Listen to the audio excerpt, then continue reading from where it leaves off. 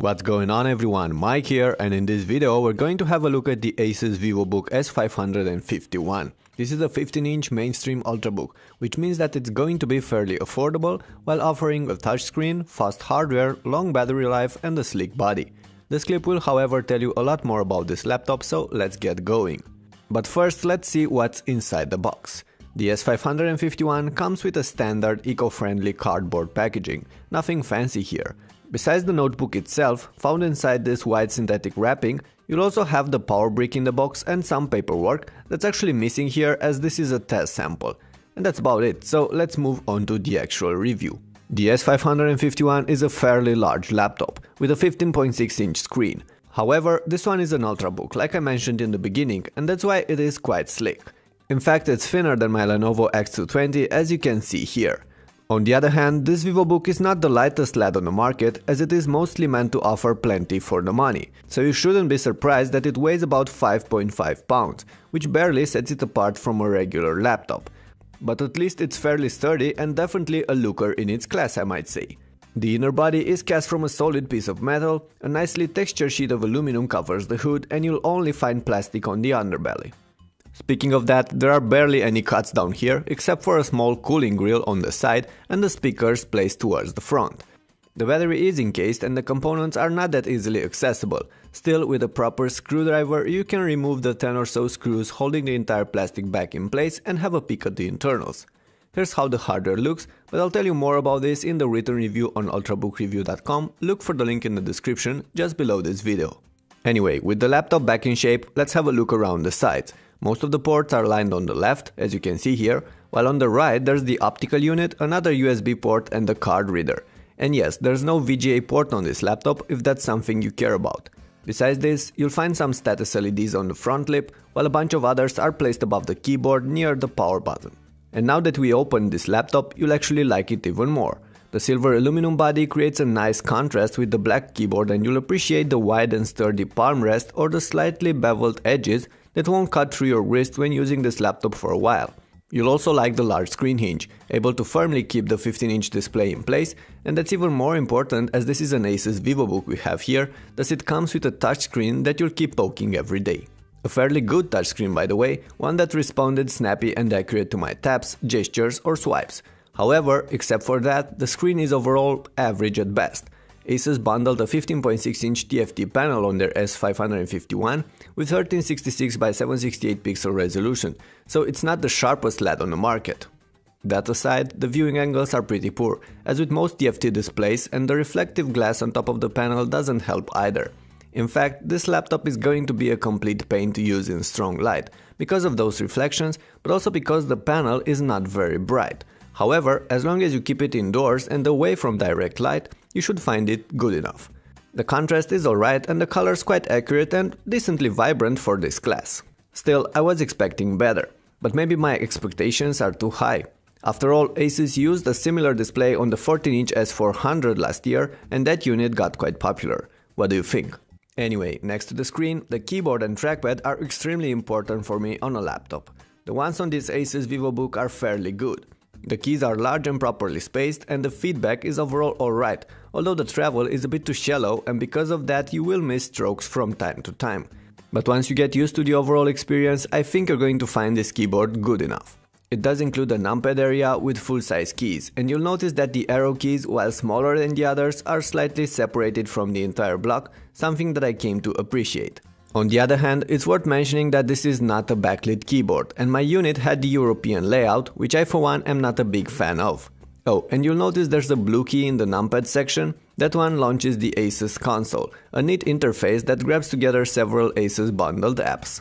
As for the trackpad, it's large, smooth and nicely separated from the palm rest. It's a clickpad of course, and it tends to be accurate and reliable most of the time, with occasional exceptions. It supports all sorts of gestures, those embedded within Windows 8 that require you to drag from the sides, or many others with up to 3 fingers, configurable via the Smart Gesture software bundled by Asus. So overall, this clickpad is okay, not perfect but definitely usable. Anyway, enough about that for now, let's push the power button and see what this laptop can do. I have the top S551 configuration for this test, with an Intel Core i7 4500U processor, 8GB of RAM, hybrid storage and an Nvidia 740M graphics chip. Yes, there's a new LV platform pushing this laptop, but it's part of Intel's Haswell family, just recently launched, and one of the fastest available right now in this class. That's why this VivoBook is pretty snappy, although I did encounter some occasional stuttering that I blame on the slow hard drive. For more about that, plus benchmark results and extra details about the hardware and upgrade possibilities, you should once again head towards the written review. Anyway, this Asus S551 managed to deal fine with most of the things I threw at it, from basic tasks like text editing and browsing to more complex activities like editing some videos and even running some recent games, as you'll find from another clip that I will publish on the channel in a few days. The S551 can be a decent multimedia companion as well, being able to play smoothly all sorts of full HD content. The overall screen quality does have its impact, but at least the speakers are pretty good, punchy and fairly clear. Hear for yourselves.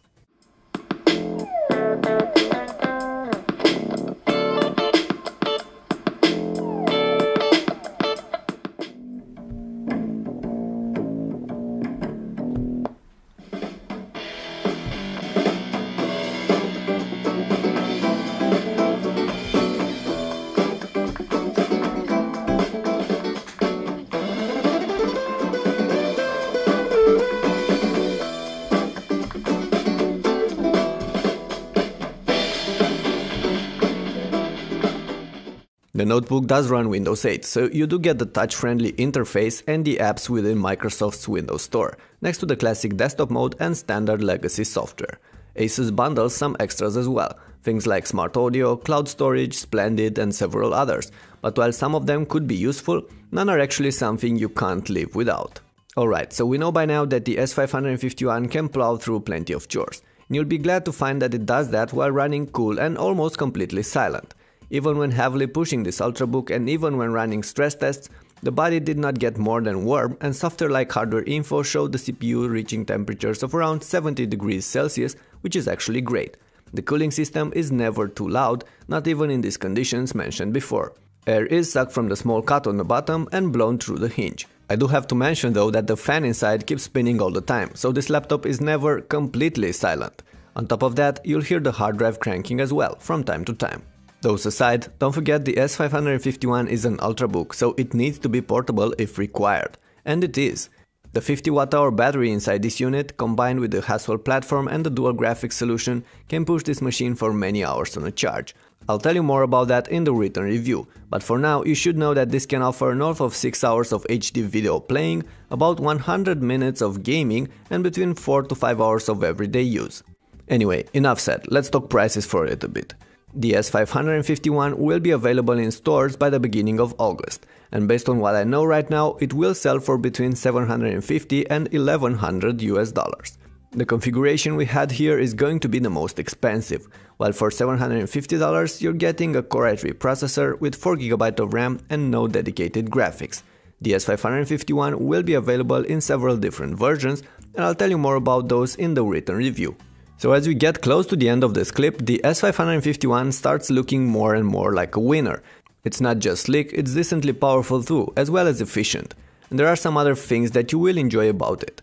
For instance, I could mention the decent webcam you'll find above the screen, alright for quick chats. Or I could praise the fast and reliable wireless module, although you should know that this unit does not offer support for the latest 802.11 AC wireless standard. Bottom point, there are plenty of things to like about the Asus VivoBook S551, and while this is not the kind of laptop I would be interested in, I'm pretty sure many of you will. If you want a decently fast, thin and good looking 15-inch laptop that can run for several hours on a charge without getting hot or noisy, this one should be on your list. However, I do find the S551 a bit too expensive based on what we know right now. Think about the Asus N550 for instance, that offers a full voltage processor, more powerful graphics, a backlit keyboard and an IPS touchscreen for about $100 to $150 extra without being a lot larger or heavier. And to be frank, I'd pick that one over this VivoBook in a second.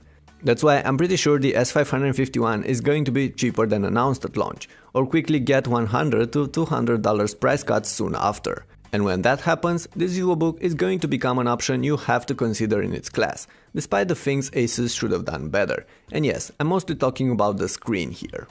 With that in mind, it's time to end this review. Thanks for watching, and like I already mentioned, check out the article on ultrabookreview.com as well. You'll find plenty of details in there that were not included in the video. And of course, if you found this useful, make sure to leave a thumbs up, share it to your friends and subscribe to my channel for my future updates. I'll catch you soon.